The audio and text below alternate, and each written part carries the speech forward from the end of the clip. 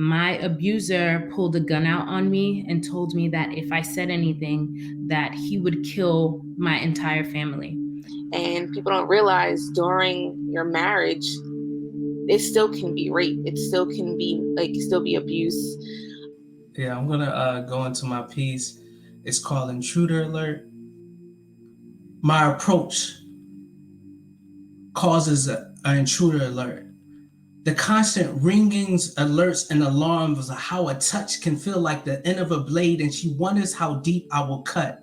And I recognize these feelings because I have never dated a woman that hasn't been sexually assaulted.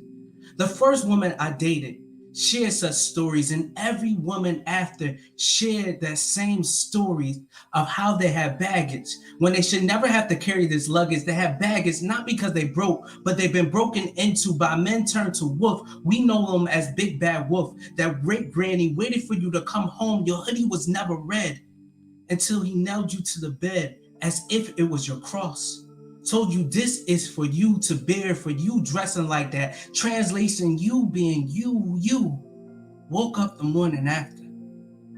Try to baptize yourself in the shower, but you couldn't. So you cried tears that made a puddle, that made a river, that made a lake, that made an ocean, and you waited in the water for answers. But the best advice you got was to learn how to swim. Learn how to swim while you're bleeding, and these sharks in these waters have a taste for your blood, but you keep on swimming, trying to forget. You keep on swimming, trying to forget. You keep on swimming, but you keep getting reminders by people like me. And one of the people that were closest to me ended up telling me the story about her during her marriage, because the last thing I knew, she had a beautiful marriage and a baby. And people don't realize during your marriage, it still can be rape. It still can be still be abuse.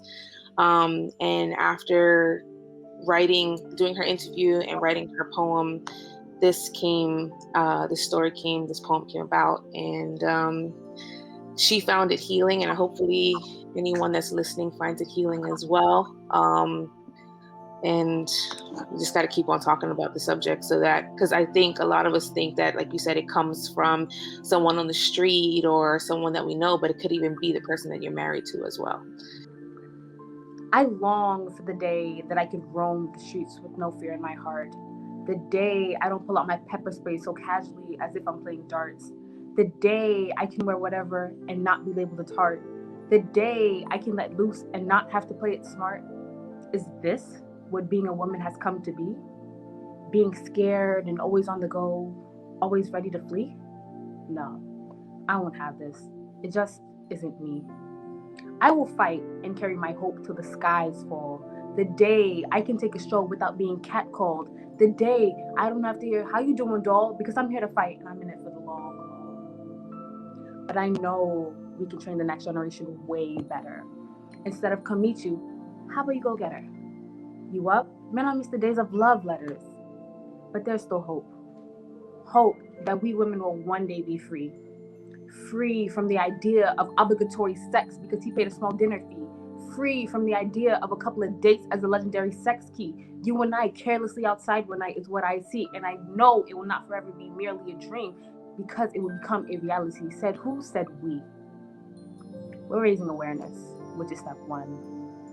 But this is not all. The battle has just begun.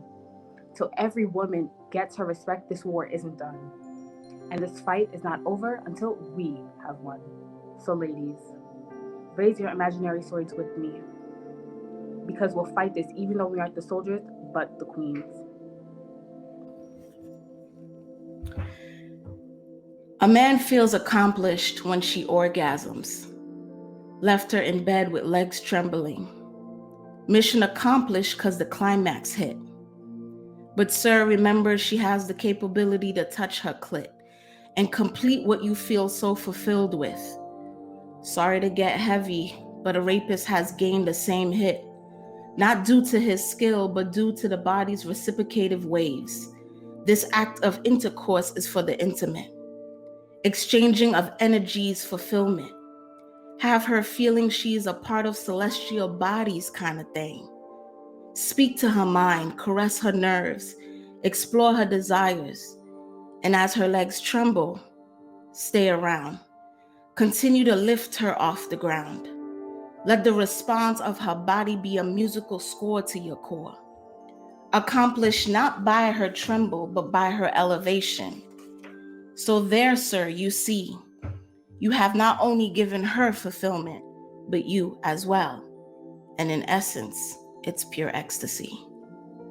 My first experience with sexual assault was when I was 5 years old, and I had to live next door to my abuser for over a little bit over 20 years, and I couldn't say anything. My abuser pulled a gun out on me and told me that if I said anything, that he would kill my entire family.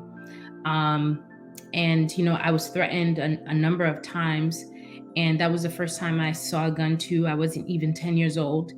And this was something that triggered me every time I saw this person. And years later, as a teenager, I was able to actually see this person get arrested for a whole different crime. And I thought that was the end of it. And when he came back home from prison, the trauma got worse. I started acting out and started doing different things because I just didn't want to be home. And I found myself being outside and being a busybody because, being home triggered me. Being around my family and my friends actually triggered me because the trauma was in a space that should have been my safe space. Because it's always someone you know, someone you're close to, someone that's supposed to be family. And I know my sympathy is only a band-aid for the bullet wound that you have endured, and the many more after you have learned how to walk and dodge bullets at the same time, not needing a hero to jump in front of them for you. I just want to let you know I'm here for you to break this cycle of rape culture. Thank you.